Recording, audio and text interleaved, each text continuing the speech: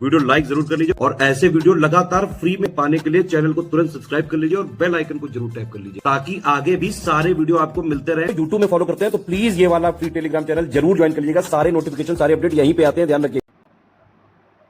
नमस्कार दोस्तों, exam preparation के यूट्यूब चैनल पर मैं प्रियंका एक बार फिर से आप सभी का बहुत बहुत स्वागत करती हूँ। तो 30 मोस्ट इम्पॉर्टेंट टॉपिक की सीरीज़ में आज जो मैंने टॉपिक लिया है वो हिस्ट्री का है, जो पिछला सूफी आंदोलन हम लोगों ने डिस्कस किया था। आज उससे आगे पढ़ने वाले हैं भक्ति आंदोलन के बारे में।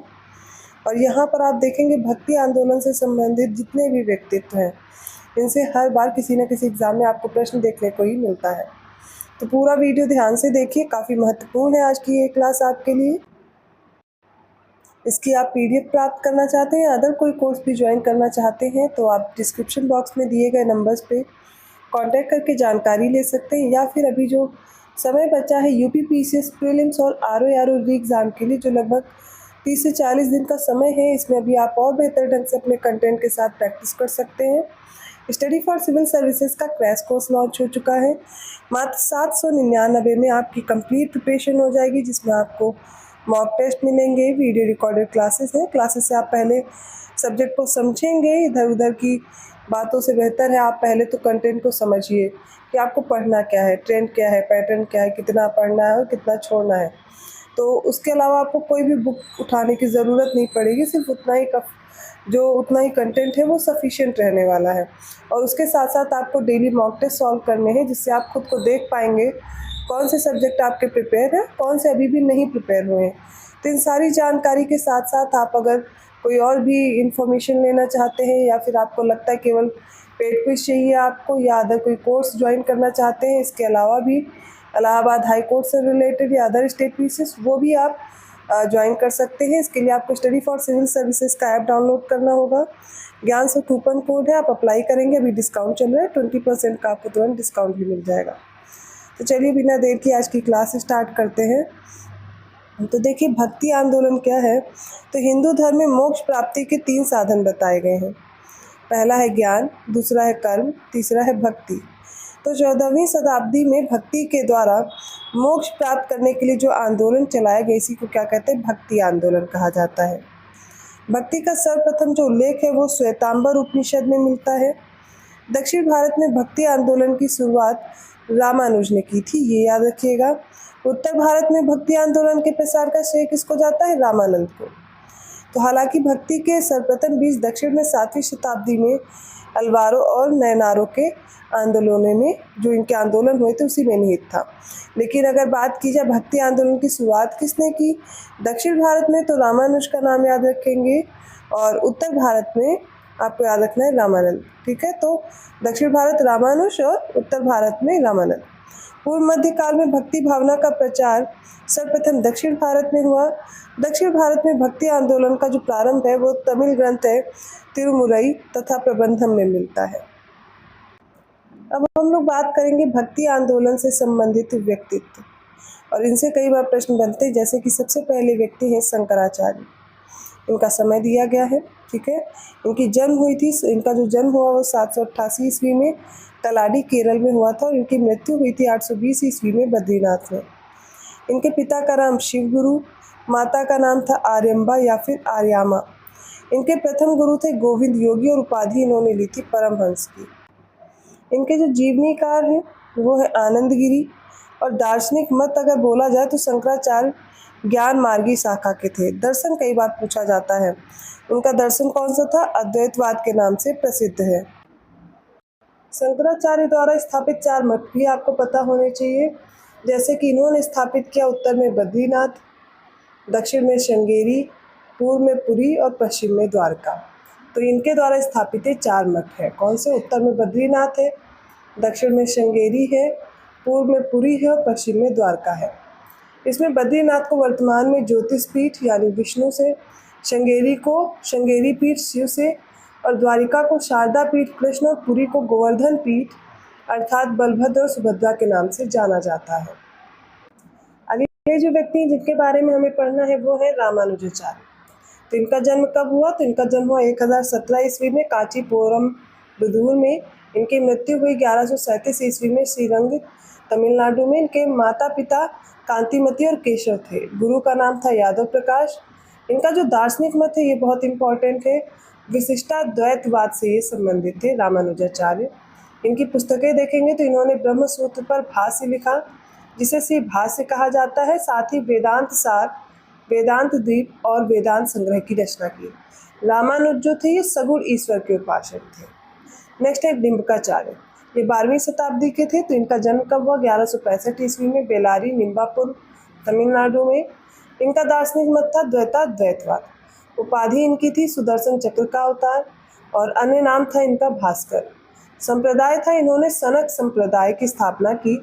इनकी पुस्तक है सिद्धांत रत्न और वेदांत पारिजात सौरभ, इनकी प्रसिद्ध रचनाएं हैं, तो याद रखिएगा।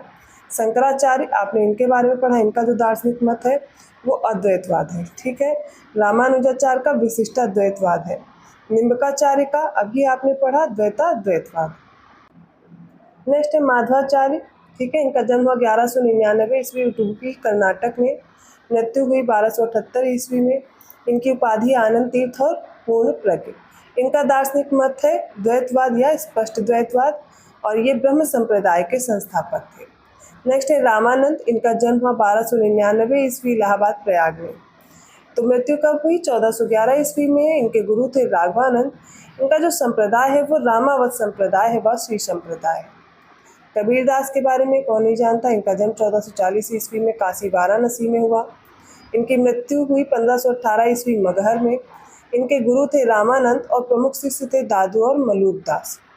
नेक्स्ट है गुरु नानक। इनका जन्म हुआ 1469 ईस्वी में तलवंडी, जो कि आधुनिक ननकाना साहिब पाकिस्तान में है।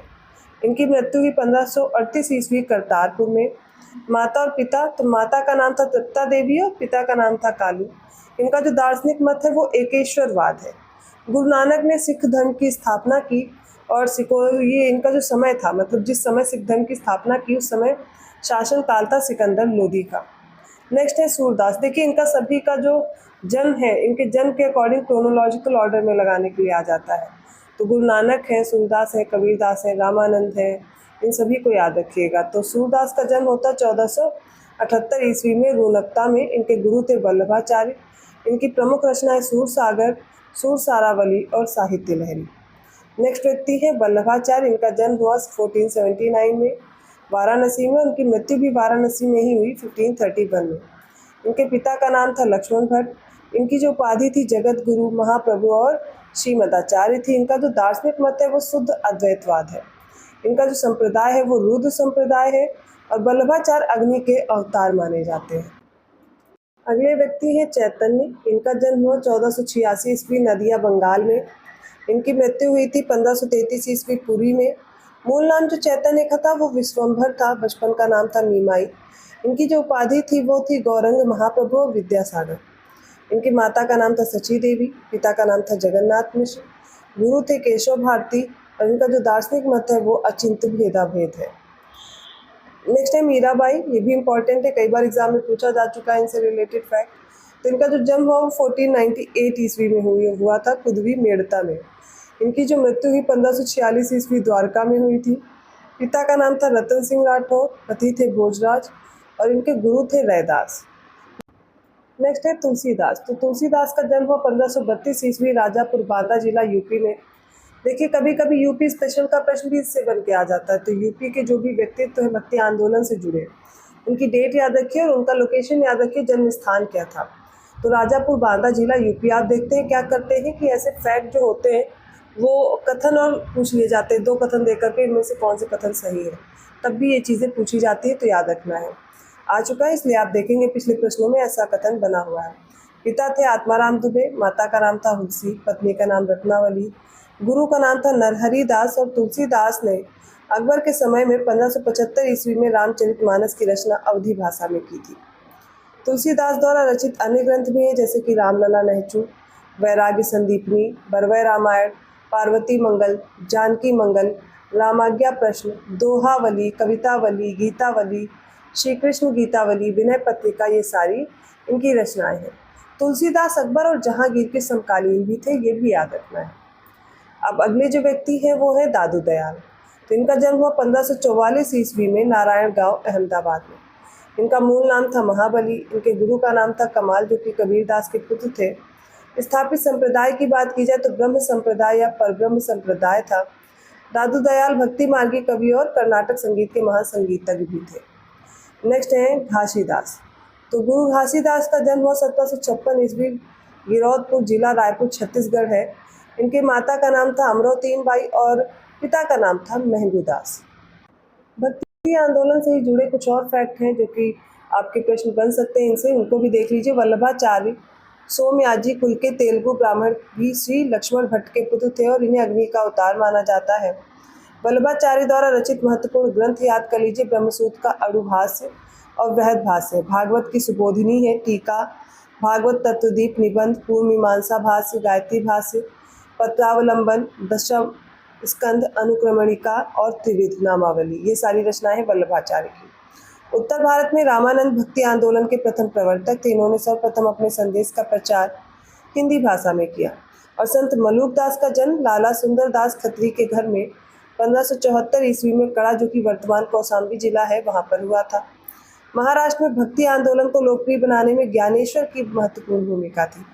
इन्होंने कई अभंग लिखे। इनका जन्म हुआ था 1270 ईस्वी में पंढरपुर में। इनके गुरु थे ज्ञानेश्वर। नामदेव वारकरी संप्रदाय से संबंधित थे, इंपॉर्टेंट है। नामदेव दर्जी जाति के थे और कबीरदास जुलाहा थे। रविदास मोची थे। असीसी के संत फ्रांसिस ऐसे ईसाई संत हैं जो पशु पक्षियों से प्रेम के लिए विख्यात हैं। और ईसा मसीह, जो कि जीसस क्राइस्ट है, इनका जन्म हुआ था 4 ईसा पूर्व में यहूदिया प्रांत के बेथलेहम नगर में हुआ था। उत्तर प्रदेश के बाराबंकी जिले के देवा शरीफ में प्रसिद्ध सूफी संत हाजी वारिस अली शाह की मज़ार स्थित है और यहीं पर बाराबंकी का मेला लगता है। कई बार प्रश्न पूछा जाता है देवा शरीफ का। शेख फरीद के शिष्य शेख निज़ामुद्दीन औलिया ने दिल्ली के 7 सुल्तानों का शासन देखा। शेख निज़ामुद्दीन औलिया को महबूब इलाही और सुल्तानुल औलिया भी कहा जाता है। नेक्स्ट है अमीर हसन देहलवी की। इनको उच्च गज़लों के कारण उसे भारत का सादी कहा गया है। मतलब ये जो अमीर हसन देहलवी हैं, इनकी गज़लों के कारण इनका नाम दिया गया है सादी। अजमेर में ख्वाजा मोइनुद्दीन चिश्ती की दरगाह पर नज़र या फिर भेंट भेजने वाले प्रथम जो मराठा सरदार थे वो शिवाजी के पौत्र राजा साहू जी थे। अब हम लोग इस लिस्ट में देखने वाले हैं कुछ संत, उनके प्रमुख संप्रदाय और उनके मत या फिर सिद्धांत। तो जैसे कि सबसे पहले माधवाचार्य हैं, ब्रह्म संप्रदाय से थे और इनका जो सिद्धांत या मत था स्पष्ट द्वैतवाद या फिर द्वैतवाद था। विष्णु स्वामी ये रुद्र संप्रदाय से थे। वल्लभाचार्य पुष्टि मार्गी दर्शन या फिर रुद्र संप्रदाय से थे और उनका जो मत था वो शुद्धाद्वैत मत था। चैतन्य ये मध्य गौड़ी संप्रदाय से थे। अचिंत्य भेदा भेद इनका मत था। नेक्स्ट है दादू निपक संप्रदाय से, स्वामी हरिदास सखी संप्रदाय से, शंकराचार्य स्मार्ट संप्रदाय से और ये अद्वैतवाद या केवलाद्वैतवाद से संबंधित हैं। रामानुज ये वैष्णव संप्रदाय से थे, विशिष्टाद्वैतवाद। और निम्बिकाचार्य ये सनक संप्रदाय से थे, द्वैताद्वैत मत या फिर भेदा भेद सिद्धांत से। तो संतों का तिथि क्रम देखेंगे तो सबसे पहले शंकराचार्य हैं, फिर रामानुजाचार्य, माधवाचार्य, निम्बिकाचार्य और वल्लभाचार्य आते हैं। अगर कभी भी आपको क्रोनोलॉजिकल ऑर्डर में लगाना हो तो यही सही क्रम रहेगा। तो ये रही आज की क्लास जो कि भक्ति आंदोलन से रिलेटेड थी और इन्हीं तथ्यों से आपके प्रश्न बन जाते हैं। इनसे गलत ना हो तो वीडियो ध्यान से देखिए। अगर वीडियो अच्छा लगा तो प्लीज़ लाइक ज़रूर कीजिए, चैनल को सब्सक्राइब कीजिए और लोगों को शेयर करते रहिए। अभी तक आपने अगर चैनल नहीं सब्सक्राइब किया है और आप लगातार क्लासेस देख रहे हैं तो प्लीज़ सब्सक्राइब भी कर लीजिए और बेल आइकन जरूर प्रेस कर दीजिएगा। अदर वीडियोज़ के नोटिफिकेशन आसानी से मिल जाएंगे। सिर्फ इन क्लासेस से कुछ नहीं होगा, इन क्लासेस को करने के बाद जो भी फैक्ट्स आपके नहीं प्रिपेयर है रिवाइज कीजिए और ज़्यादा से ज़्यादा टेस्ट सीरीज सॉल्व कीजिए। ज़्यादा से ज़्यादा टेस्ट करने से आपको अपने जो भी क्वेश्चन है, जो भी सब्जेक्ट नहीं प्रिपेयर हैं, उनमें कमियां पता चलेंगी और उनको इम्प्रूव कर पाएंगे जो बचे हुए समय हैं। तो इस समय में आप इधर उधर टाइम ना वेस्ट करके ढंग से जो पढ़ा हुआ उसको रिवाइज कीजिए और अच्छे से प्रैक्टिस कीजिए। कोई कन्फ्यूज़न है आप कमेंट करके पूछ सकते हैं। इसके अलावा ज़्यादा जानकारी के लिए अगर आप पेड कोर्स में इंटरेस्टेड हैं, डिस्क्रिप्शन बॉक्स में दिए गए नंबर्स पर कॉन्टैक्ट करेंगे या फिर गूगल प्ले स्टोर से स्टडी फॉर सिविल सर्विसेज का ऐप डाउनलोड करके भी आप कोर्स परचेज कर पाएंगे। जो भी कोर्स परचेज करेंगे ज्ञान से कूपन कोड है, 20% का डिस्काउंट चल रहा है। और देखिए SCS का जो कोर्स है वो आपके एग्ज़ाम ओरिएंटेड कंटेंट को ही दिखाता है। मतलब आपका एग्ज़ाम अगर UP PCS प्रीलिम्स का है तो उसके अलावा आपको कोई भी बुक पढ़ने की ज़रूरत नहीं है। आप RO का एग्ज़ाम दे रहे हैं तो बस उतना ही कंटेंट फॉलो करना है। कोई भी एग्ज़ाम हो, जिसका भी कोर्स आपको दिया जा रहा है, सिर्फ आपको उतना ही कंटेंट फॉलो करना है और उसी को ढंग से पढ़िए, उसी को रिवाइज़ कीजिए, उसके अलावा कुछ पढ़ने की ज़रूरत नहीं है। धन्यवाद।